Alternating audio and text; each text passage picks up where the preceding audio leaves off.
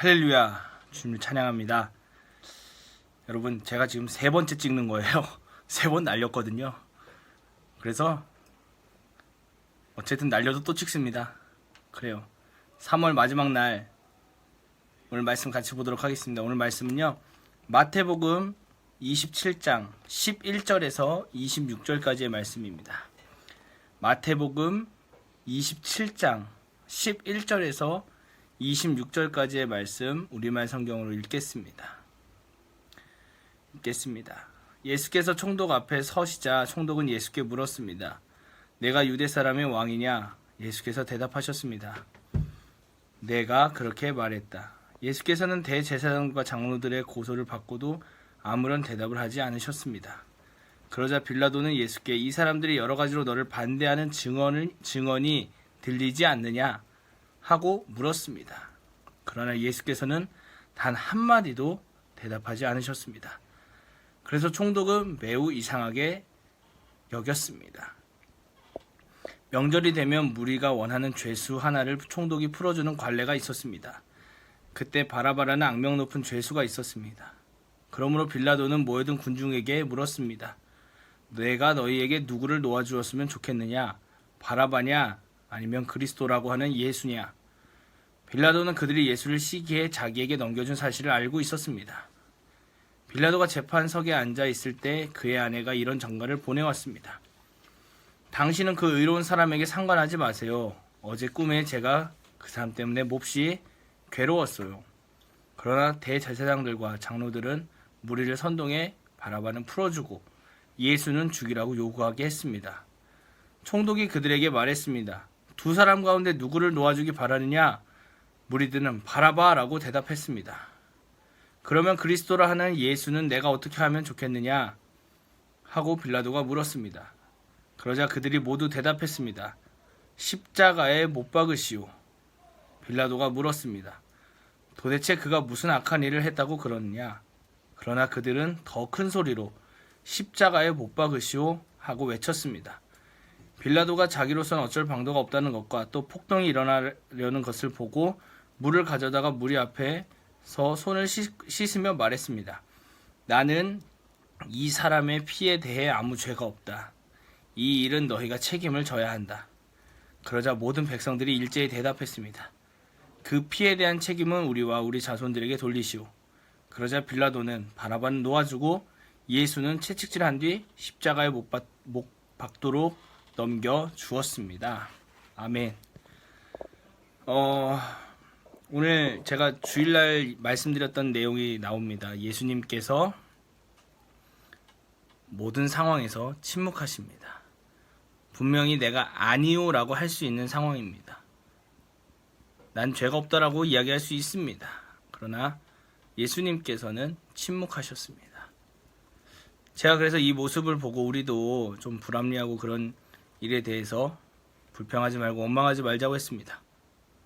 어제도 그랬고 그제도 그랬고 너무나 불평과 불만이 넘치는 일들이 제 개인적으로 너무 많았습니다. 넘어졌습니다. 그러나 어제도 그랬고 그저께도 그랬고 또 말씀드립니다. 일어나면 됩니다. 예수님 손잡고 그 십자가 의지에서 일어나면 됩니다. 녹화가 중간에 끊었습니다. 사람이 들어왔어요. 이런 일들이 정말 저에게 빈번하게 일어납니다. 어쩔 수 없습니다. 또 일어나면 됩니다. 그러니까 여러분 어떻게 지내고 계십니까? 여러분은 저처럼 이렇게 순간순간 정말 녹화하는데 문 열고 들어온 사람에게 이런 찌릿을 하십니까? 아니면은 그냥 침묵하십니까? 여러분, 고난주간의 절반이 지나가는 이 시점에서 월, 화, 수 한번 돌아보셨으면 좋겠습니다. 늘 말씀드립니다. 일어나십시다. 저한테 하는 말입니다. 굉장히 당황스럽습니다. 이럴 때마다. 어쨌든 예수님의 그 침묵이 저에게 주는 메시지가 이번에 굉장히 큰 것 같습니다. 또 한 가지를 우리가 오늘 말씀 속에서 볼 수 있습니다. 바로 유명한 본디오 빌라도입니다.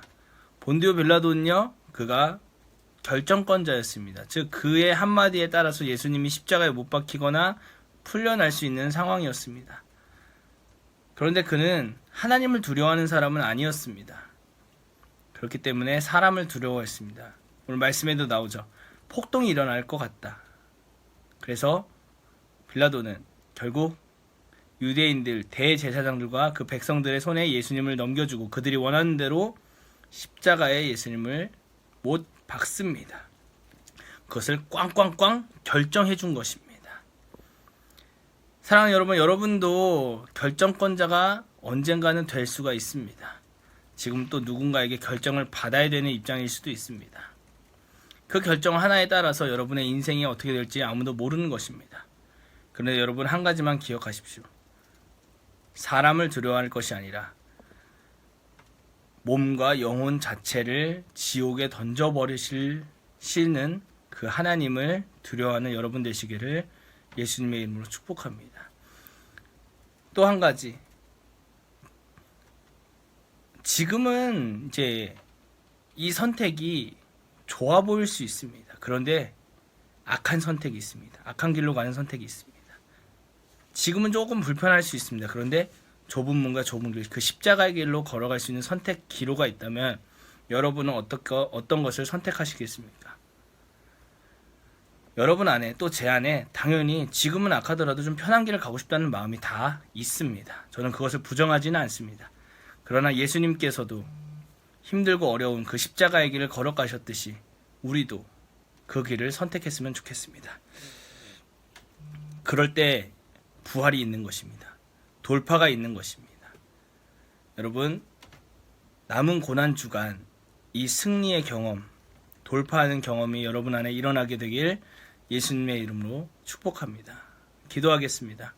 하나님, 나를 불쌍히 여겨주십시오. 예수님처럼 순종하면서 걸어가는 하루가 되게 도와주시옵소서. 또한 내가 그 선택하는 모든 것에 지금은 아프고 힘들지라도 마침내 부활 생명의 승리가 기다린다는 것을 기억하면서 예수 그리스도의 그 십자가의 길을 걸어갈 수 있도록 도와주시옵소서. 감사드립니다. 예수님의 이름으로 기도했습니다. 아멘.